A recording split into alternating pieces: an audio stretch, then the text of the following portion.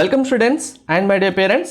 JEE 2026 students and parents అందరూ NITs IIITs విషయంలో decide చేసుకోలేకపోతారు.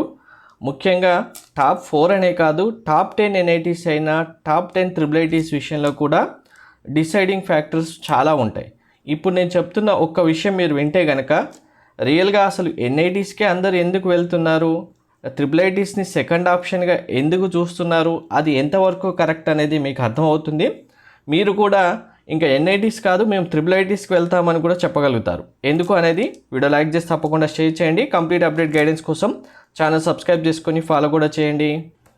So మనకు ఉన్న NITs IIITs విషయంలో NITsలో ఉన్న మెయిన్ అందరికీ ఉన్న ఫ్యాక్టర్ ఏంటి అంటే NITsలో జాయిన్ అవుతే ఫీ వేవర్ ఉంటుంది. ఇన్కమ్ బేస్ చేసుకొని ఫీ తగ్గుతుంది కాబట్టి ఫస్ట్ ప్రిఫరెన్స్ ఇచ్చే స్టూడెంట్స్ చాలామంది ఉంటారు. NITs టాప్ NITs అయినా సరే ఇక్కడ ఈ అడ్వాంటేజ్ ఉంటుంది కాబట్టి జాయిన్ అయ్యే స్టూడెంట్స్ కౌంట్ ఎక్కువ అవుతుంది.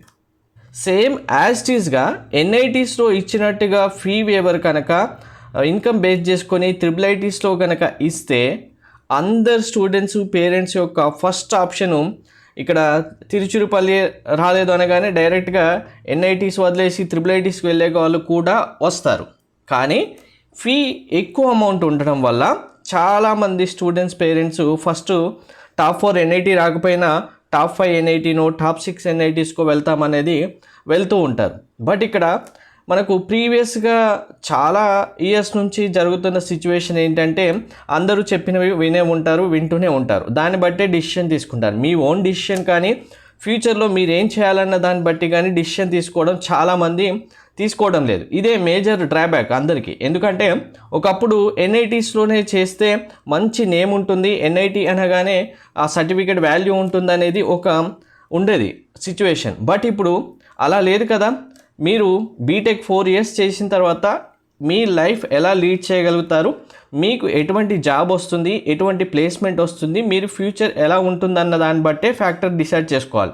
ఒక ఫ్యాక్టర్ విషయానికి వస్తే అలాంటప్పుడు మీరు టాప్ 4 NITsలో రాదు మీకు అన్నప్పుడు కన్ఫర్మ్గా మీరు IIITsకి వెళ్ళొచ్చు. ఎందుకంటే IIITsలో packages, placement, teaching, coding clubs చాలా ఉన్నాయి ఇప్పుడున్న సిచ్యువేషన్లో.